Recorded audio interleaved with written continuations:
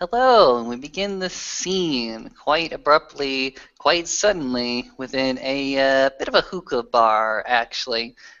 Alan has gone ahead and invited his tribe mate as well as his current roommate and much more to just a little, as I said, a hookah bar. Something to smoke away the day, smoke away anxiety, smoke away your worries, and just let everything just flow. Just be chill. Rin, for her part, has been telling Ellen about a few different people he ought to find and hang out with back in San Francisco. And he, for his part, is just laying back, rolling it over. Yeah, yeah, mm-hmm, mm-hmm, yeah, yeah, mm-hmm, yeah. This is stimulating conversation right here.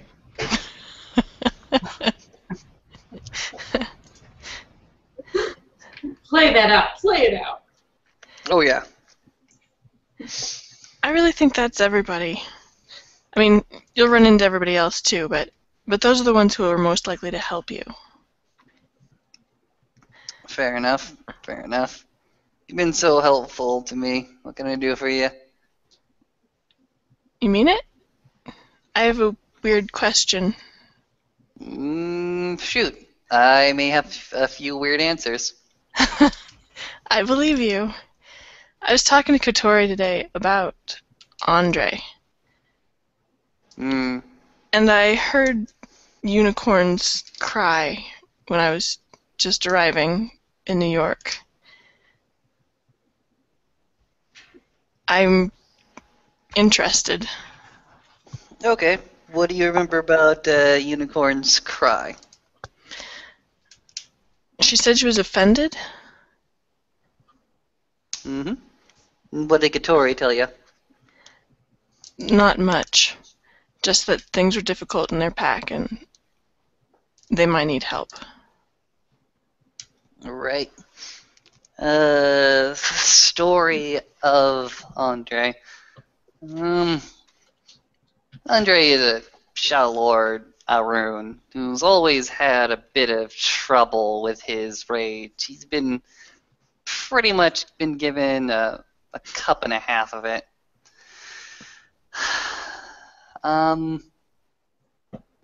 He's had problems in the past.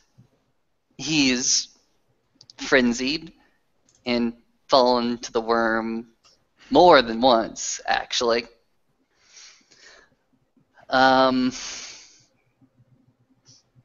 He also has fallen into a deep depression and Toronto, of which I have not seen him crawl out of quite yet. And all of this pretty much came to a head right after the 3 battles for Long Island, where the Sept of the Green went ahead and defeated the 3 different aspects of the Storm Eater. The aspect that Andre fought was actually rage-filled. It instilled all the Garu there with a sense of rage, so much so that even Katori, who was quite mild-mannered, also fell to the thrall of Thorm. So imagine 2 very, very angry and frenzying Garu attacking you. It is only by the tent of Kachina being there that they did not cause more damage to their fellows. He was able to stand there and soak the damage for their sins. Huh. After that, Katori and Andre tried to find a way to deal with their rage and deal with their Hirano in any best way that they could. So Katori, for his part, decided to listen to his insane ancestor, Screaming Eagle, a red talon Galliard as far as I'm concerned.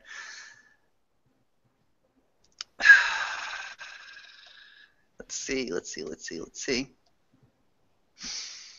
He was led to take the pack onto a dark path into the abyss, because that is where his insane ancestor was prodding him towards. Andre, for his part, decided to ask the spiritual totems around him. He came to me, actually, before all this nonsense, and asked me what I would have him do.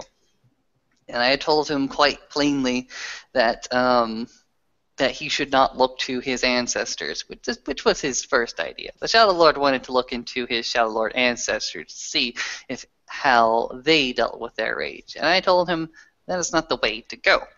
I told him to simply talk to one of Unicorn's brood. That was most obvious advice people could give to him. Talk to one of Unicorn's brood. He did not.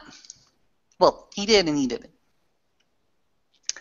Andre Tarkamundi decided to contact Unicorn himself. Not through any intermediary, but the Incarna itself. And it did answer, and it was none too pleased. It was none too pleased about how it was called. It was none too pleased by how it was summoned. It was none too pleased by Andre's procedure and method of just etiquette. It was not what it ought to have been. The spirits were offended from the first contact with Tarkamundi. However, they being of Unicorn's brood, and him being of Unicorn, decided to give him a chance. However, he was reminded by Unicorn's darker half, Black Unicorn, that he would be held to a higher standard. So not only did he enter a contract with Unicorn, but also a Black Unicorn was there to make sure that the deal went through. The pact that he entered into was very, very simple. The boon would be that he would have a measure of calm to him, that Unicorn would give him a measure of control over his rage. The ban was, well, any child of Unicorn could ask him for any favor, any request, so long as it was not suicidal and so long as it was not of the worm. Very simple. I myself went ahead and looked to the rest of the sept because I honestly did not know what I was going to do with such a power over Tarkamundi. But there are several others around who wanted to give me some advice about what he ought to do. And this being a spiritual pact with an Incarna, it was going to be a very, very harsh one. I felt no remorse with giving him certain tasks. However, as the days continued to whittle on, and as the tasks not get completed, I started to question the sincerity of Andre Tarkamundi's pact with our tribal totem. Oh dear. It was very simple. What happened? He came to me, asked to clarify all the tasks that had been laid before him. I did so. And he chose to leave. And as he was leaving, I asked him to come back. He chose not to come back.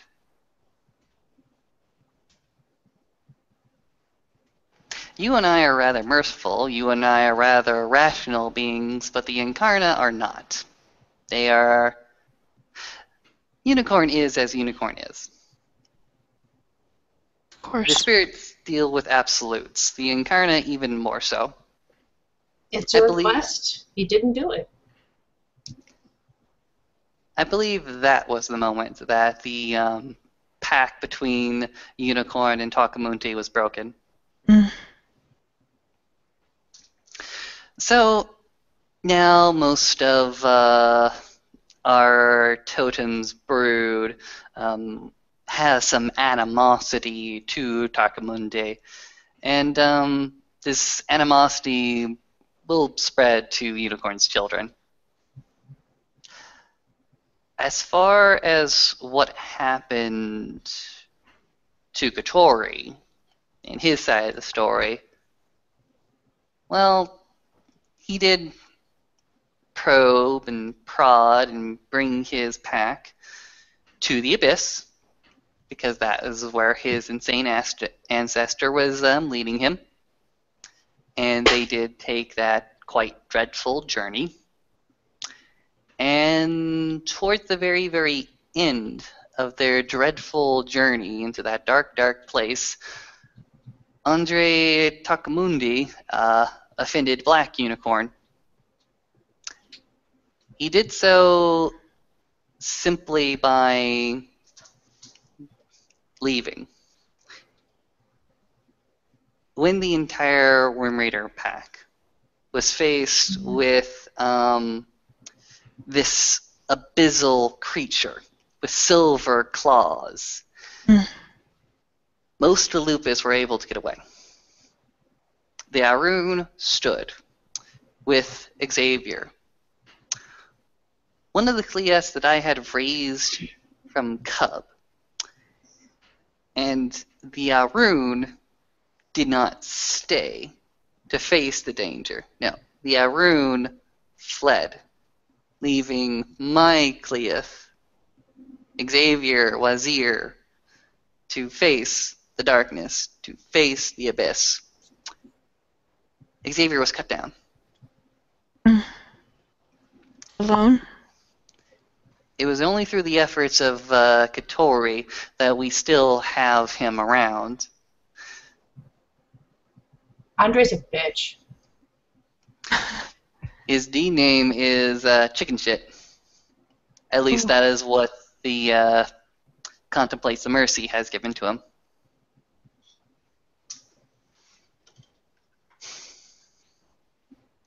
Because Xavier came out of it looking just far better than him. And he took a beating. He died twice and came back twice. He did me proud that day. He repaid Katori right back when Katori was facing that abyssal creature. He did not leave Katori. No, he stood right by him. He paid for it again with another slash to him. We almost lost him. No wonder their pack is hurting. Oh, Xavier's not part of it anymore. Mm-hmm. Still, those wounds sound like they go deeper than one man's skin. It does.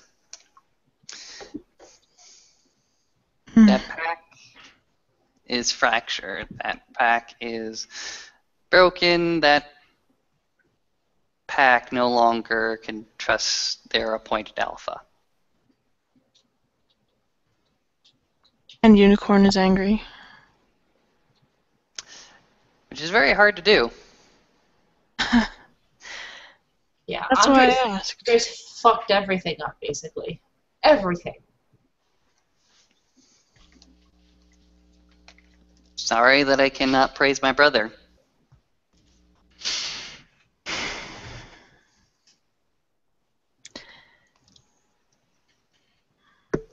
I'm sorry to bring up such a touchy subject. Touchy subjects. Ho ho! Sounds like my type of thing. Alan Stewart, you son of a bitch, I thought I heard your voice. You can hear you right across the whole damn bar. You know that, don't you? No, you can't.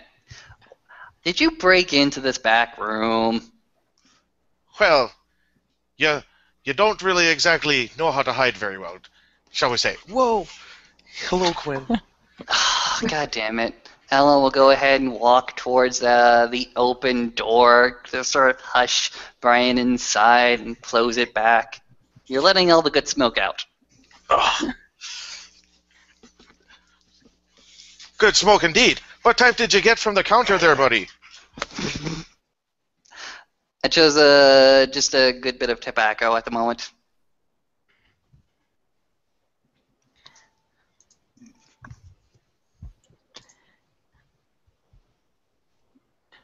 Trying to subdue my beast. Sorry. In more ways than one. Yeah, right? Oh, Oh, lovely Lady Leah is with us, is she? Yeah, you all don't mind if I join you, do I? And I sit down in between the two ladies. of course not. Mm. Moonface, Roof, how are you doing tonight? Good. How are you? Top of the world, as always. As always, of course. I'm glad to hear it. So, did I interrupt some sort of grand story or something? Everybody looks a bit grim in the face. It's actually just an old story about a certain person who's a gigantic dick. An old What? story that needed to be retold. True. But he's still a gigantic dick. Sounds like my timing's a bit off. Maybe I'll have to hear this story myself someday.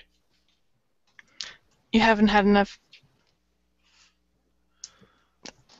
I could use another drink. Yeah, me too.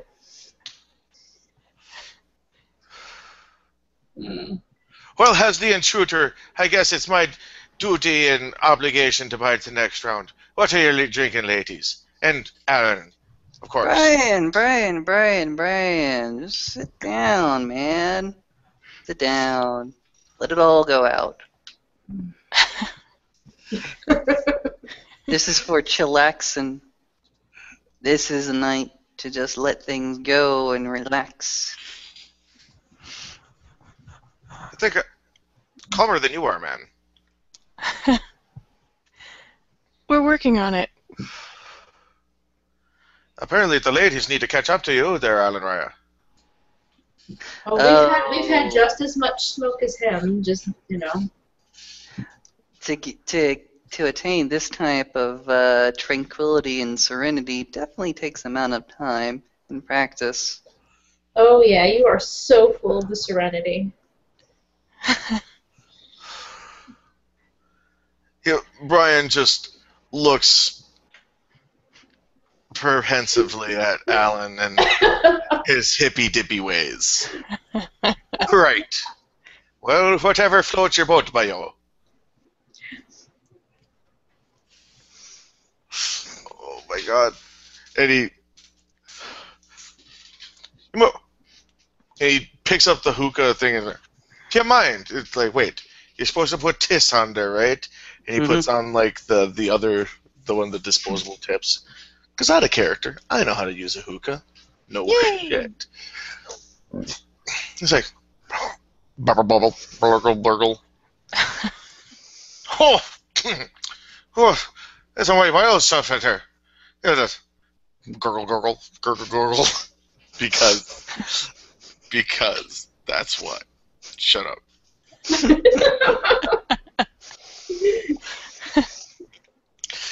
Oh, I think I'll stick to the whiskey. That You do that, smells my good interesting. sir. You do that. I lean over to Moonface and I'm like, what else has he been smoking tonight? Take a sip out of my drink. She kind of considers the question. Secondhand regret? Wow, that is one hell of a deep question. As she kind of looks around, Brian is like stuck between them. Secondhand regret, he says. He's sort of, looking at his hand for the moment. So that's regret that I don't have, but somebody else does.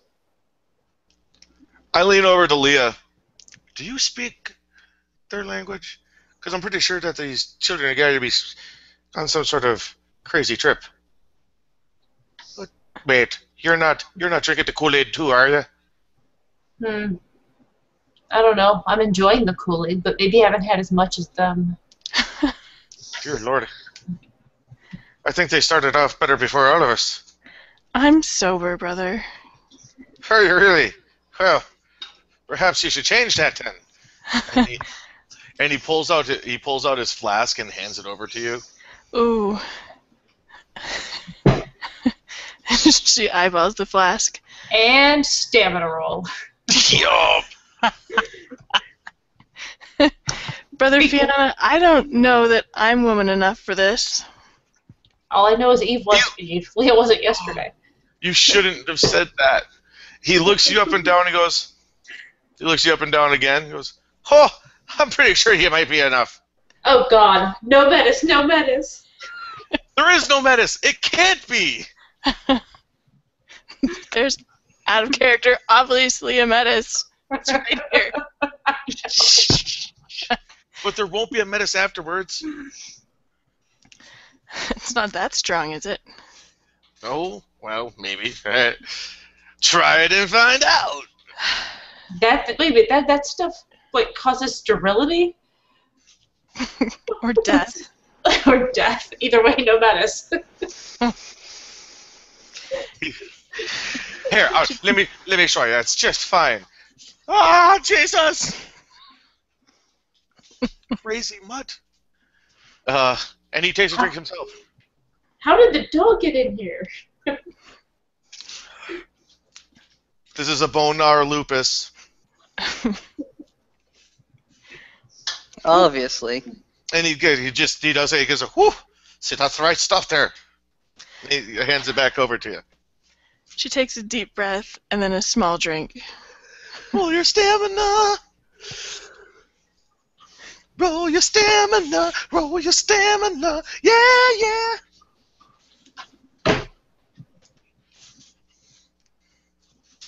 There.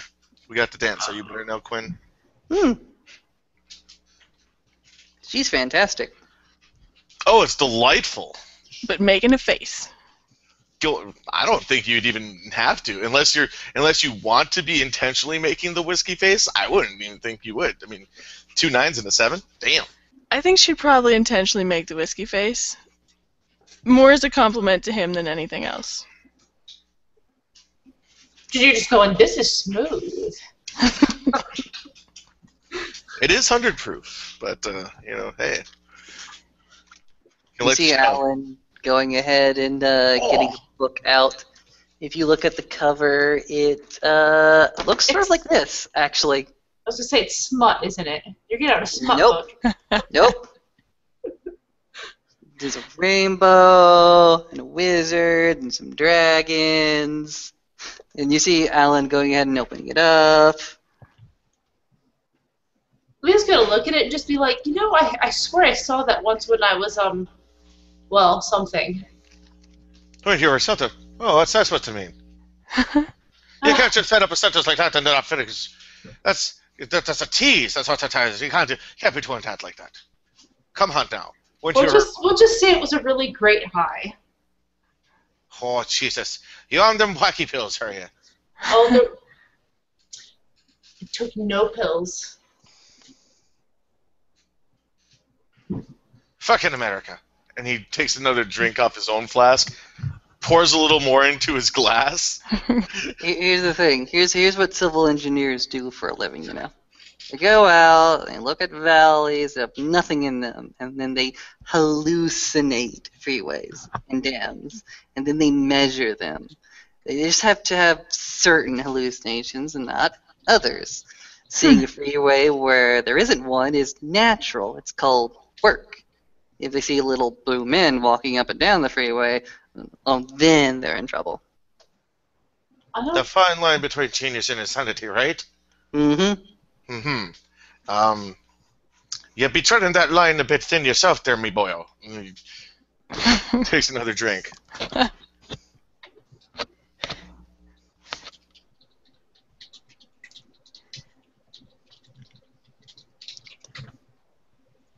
Did I kill him? Oh shit! No, I'm still here, my son. I'm He still here. I lean Yeah. over to Leah. I think I broke him. No, you broke him yesterday. I had to sew him up back last night. It was pretty bad. Oh, I bet it was. Had to sew him back up. It did. And he starts elbowing you in the ribs. Ow! God. Is that some American code words? Back where we called it the papatitude, that sewing them up. All right, I remember that one. Yeah, I didn't mean it that way, but sure, you can make it that way if you want. I just meant you broke him, so I had to mend him somehow. When something's broken, how do you fix it? It all depends. Fixing a hole where the rain gets in. Leah's actually going Stops to. my mind. She's going to dig in her backpack Running. and pull up that bottle of Jameson. There's probably still half a bottle in there. Pull that sucker out. Is that from last night? Yeah. Is that how you broke him last night? No, I didn't break him. He broke him. Well, You missed the first round of the dart competition. I just provided the necessary tools. I believe he did it to him damn self. So you don't need to be friendly and blame around like that. I'm doing no such thing as breaking him himself. The man seemed to be doing his own drinking. I wasn't holding a funnel down his throat and pouring it down now, whereas... The alcohol was not the problem, and you know it. I have no idea what you're talking about, lass. And if you're insinuating something, I might need to be taking offense with you. And... All right. Bring it on. Bring on the offense. Because Finger towards Brian's lips. I am insinuating. Brian's now getting one of these, and he kind of goes... See, here's the thing. He There's looks a up. pattern. He looks over at Alan. He's like, There's a pattern. The pattern is to say 4 things that are immediately verifiable, and they connect them with an and to an internally oriented state that you are proposing. First you have the pacing, and then the leading, and as you proceed, you gradually increase the number of internally oriented statements. Leah's actually going to Actually interrupt him. go for a weaker form of linkage. Stick her head in between the book and him and just kiss him to shut him up. Shut up! No, yeah, it gets distracted by the kiss. That hand in the back of her head, and she just goes ahead and starts to mingle on the carpet. oh, down to the carpet. And Brian will just be like, well, and how are you doing tonight, Miss Red? She looks distinctly uncomfortable, but still pretty cheerful. I got to shut up. Leave me alone. All the kinfolk in this I set look back- are heroes. I look back over and kind of look too long and pull back over to Moonface. So, how have you been finding the sept?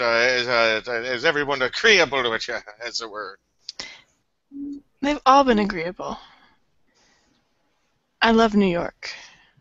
Haha, yeah, like on all of the T-shirts and bumper Exactly. stickers and flags and posters and everywhere. It's fucking everywhere. I bet you if I go and take a piss, I'd be pissing on one of the little mats that say "I love New York" on it, just because it's fucking everywhere.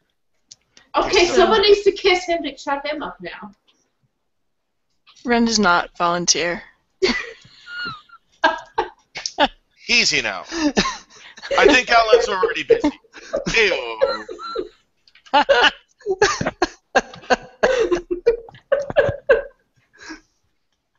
I've got all the kissing I need right here, and he takes another drink off his glass.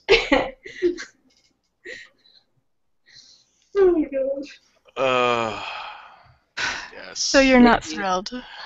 On the tabletop, there is actually Alan's jacket that gets flung over. Does it say "I love New York" on it? Nope. Damn.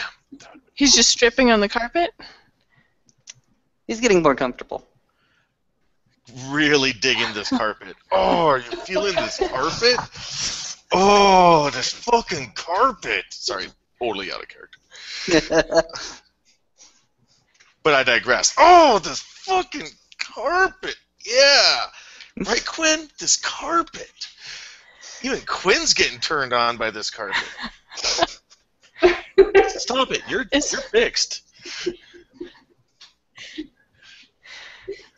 God, I'm happy this is live. Brian takes another drink out of the flask and looks over at Moonface as he sees the jacket come flying out of his peripheral. And it's like, a bit more of the God damn it, Quinn! A bit more for you. Yes, please. Thank you. Yes, this is how we RP at 2:30 in the morning. EST. This is what happens when this group gets together and there's whiskey involved.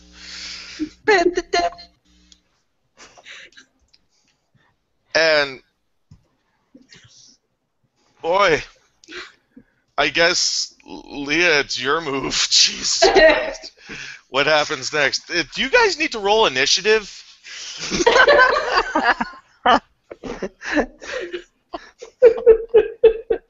I honestly think you might.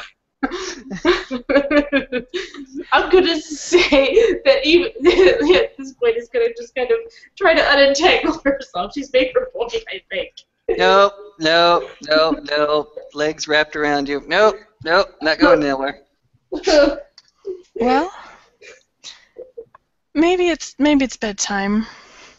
Yeah, it's looking a wee bit interesting in here, and I think we maybe may escort you home, Miss Moonface. That'd be nice. Thank you. Alan, Well, have a good trip. You two have fun. Remember to stretch. Stretching's important to remember. Alan goes ahead and briefly goes out of his daze for a little bit. What? Have a good trip. You have my number. Text me if anything goes wrong and you need help. Okay. Yeah. Me too, Alan. Text me if anything goes wrong and you need help. And at that, he will. What? Do I not exist? No. He'll put his hand on the small of Moonface's back and glide. Seriously, is this a game of Ignore the Kin? This is a game of Ignore the Kin? Really? What? Oh, no. What's going on? What? He's going to California. Yes, I understand. I was making a joke. Not you. Leah, he's visiting my old sept. No, I know. I caught that. I just met people like you're all saying goodbye to him, and I'm like, dude, I'm right here. Well, you looked a bit preoccupied. If you need any help, you can text me too. I might. He won't let me go. Well, okay. The other class of responses your partner might have is to find that you say what is not acceptable, in which case you simply change. Oh, no, the mist must have cleared now. I can see that it... I just turned my head to Moonface and go, shall we? Let's shall. Yes, we shall. Night, both of you. Good evening to you, too. For your help, Alan. Where are they going? Where are they going? I don't know. Did you invite them to stay? I mean, what? Looks over at the two people that are walking. You can come invite something. I don't know. But I have no idea what just happened. Ren closes the door behind them nicely. just closes that door.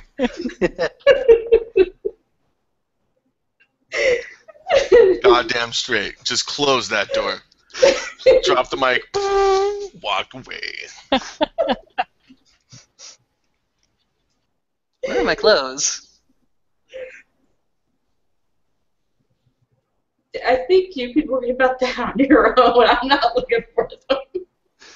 Oh, man. Falls back down. Nope. Not going anywhere. Stuck here. This carpet! Pretty much. If that's how you want to end the scene, we can do that. Otherwise, I'm just going to, keep random quotes out of this book. if I could build a new outcome for you and then teach you the specific spell how to get there, either consciously or unconsciously, then your other limitations won't make it any easier. They won't get in the way of your new organizations and generalizations. Alan continues to babble on and on and on, pretty much into the rest of the night. Ugh. Yeah, I should go back to distracting after that. Sorry. All right, then we go ahead and end our scene with several distractions and several very, very, very confused emotions and feelings and just general jabberings. And body fluids and randomly bad placed clothes and Still be an interesting story. Night.